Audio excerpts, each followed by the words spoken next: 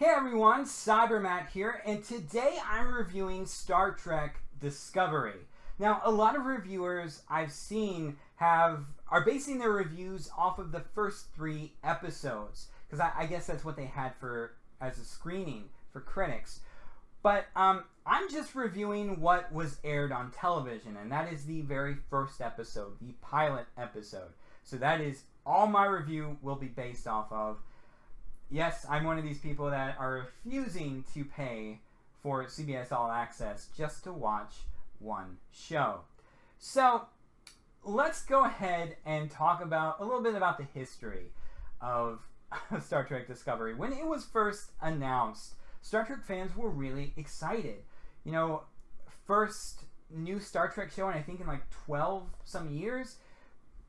So there was a lot of excitement about this. But when fans found out that this was going to be exclusive to CBS All Access, that you would have to pay for it and still have ads in it, where in the rest of the world you actually be able to watch it on Netflix, you know, they weren't happy. And then when all these rumors were swirling around about the production, speculation that Brian Fuller was actually fired instead of just, you know, walking away from the project, just, you know, actors wanting to leave the show, you know, the Klingons looking the way they do.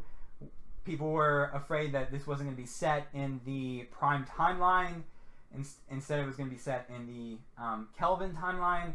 Just a lot of rumors swirling around that really got some Trek fans concerned, including myself. And while the first episode is not the train wreck that a lot of Star Trek fans thought it would be, it's not exactly a great first episode to start things off with. So let me talk about the good aspects of the show. First of all, you have to talk about how the show looks. It looks amazing. Obviously, a lot of money went into this show. The effects are awesome. It looks like this is a film. It looks really, really good. You know, the cast is good.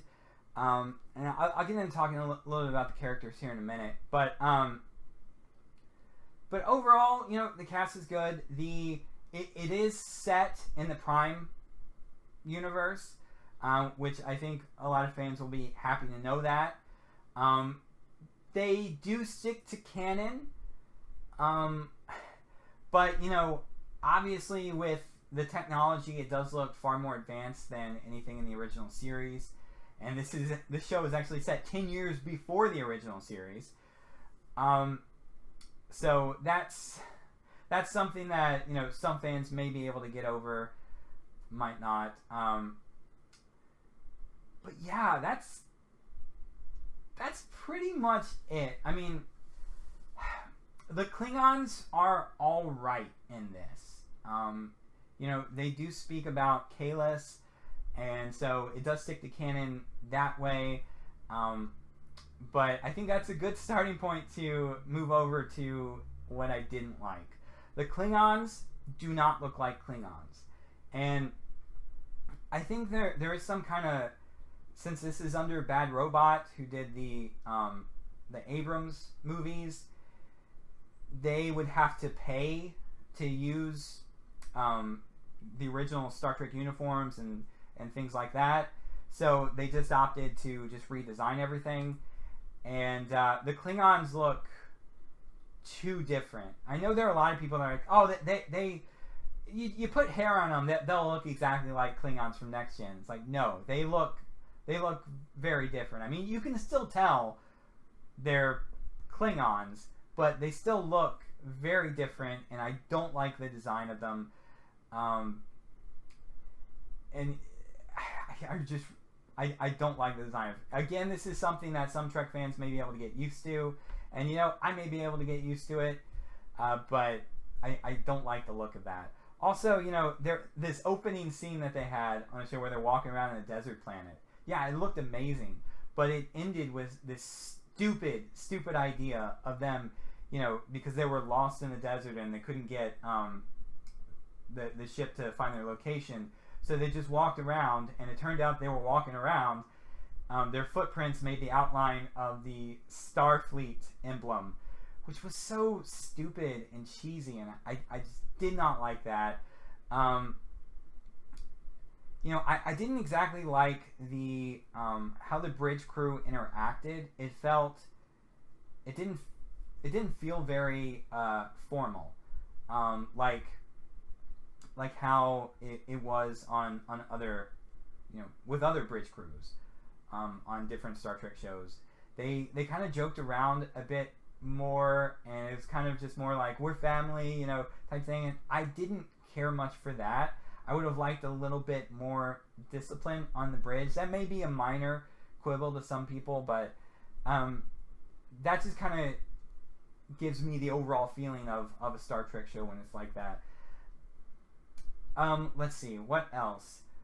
The main problem that I have with this show is that the first episode as a pilot did not do a very good job of setting up the characters and setting up the overall story.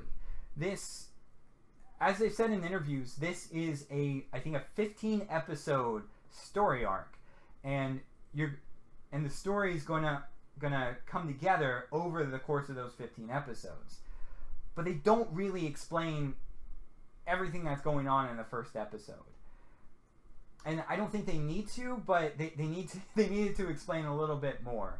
And it's all designed to get you to watch more of the show. And I'm sure a lot of these things will get explained further on. Also, the characters. The main character is Michael Burnham, and she is a human, but was raised on Vulcan, I guess by Sarek. But, you know, they don't really show a ton of her past in the first episode. They show like a little flashback to her as a child, but then everything else about that they talk about her past is in exposition. There are a lot of exposition lines in the show, and while that's not a terrible thing in and of itself, I would have liked to have seen more flashbacks so we could actually see more about what these characters are about, who they are. And when you just say it,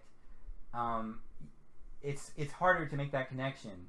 When you can actually see it, you can get more of the emotion, you can feel for the characters, and I would have liked more of that.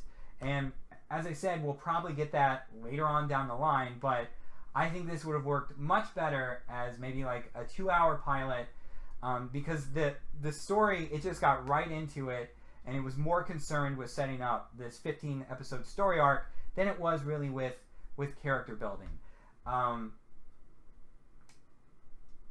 Yeah, it was an all right episode, and it did get me intrigued with the rest of the series, but I'm still not intrigued enough as a big Star Trek fan to pay for CBS All Access to watch the rest of the series.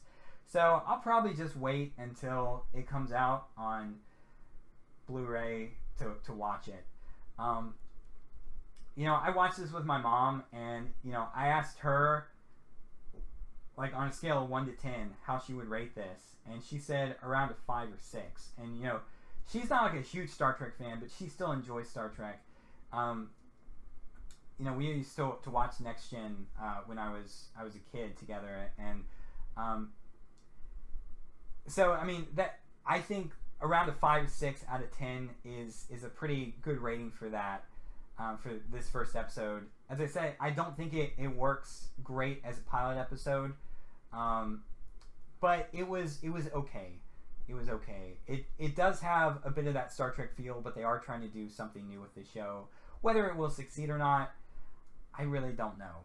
But that's what I think of the show. Definitely let me know what you guys thought of it down in the comments below. And as always, like the video, share it, and subscribe. Till next time.